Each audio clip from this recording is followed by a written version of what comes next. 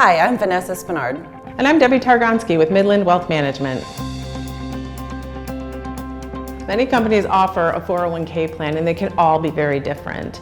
We work with many different sizes and shapes of companies and we help them design it. Today we're going to talk about some common questions that we get with regard to 401ks. So first of all, what do I do if I change jobs? There's a couple options that you have. Most people just leave it where it's at and they forget about it. Sometimes not the best option. You can roll it into your current employer's 401k. You could leave it where it's at, but you have to be sure that you do monitor it. Or you could roll it into an IRA. If you're unsure which option is best for you, we would suggest consulting with your advisor for some help. Next, how much should I put into my 401k? And outside of investments, this is one of the most common questions. Ideally, you want to try to max out, which is $19,500 if you're under 50, but for most people, that's just not possible.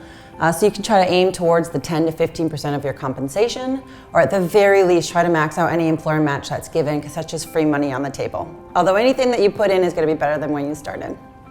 Next, we're often asked, how often should I review my investments in my 401k? It really depends on the approach that you're taking. If you're a passive investor, meaning you're probably using a target date fund, you really don't have to look at it that frequently, maybe annually, to make sure it's still the appropriate choice for you.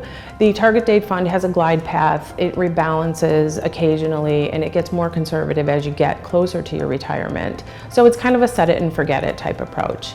If you're taking a more active approach and setting your own asset allocation, we do recommend that you look at it a little bit more frequently, because you will have to take on the responsibility of doing those rebalancings occasionally to bring it back to your target allocation.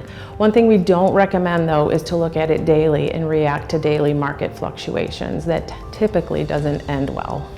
And the most common question, how should I invest my 401k?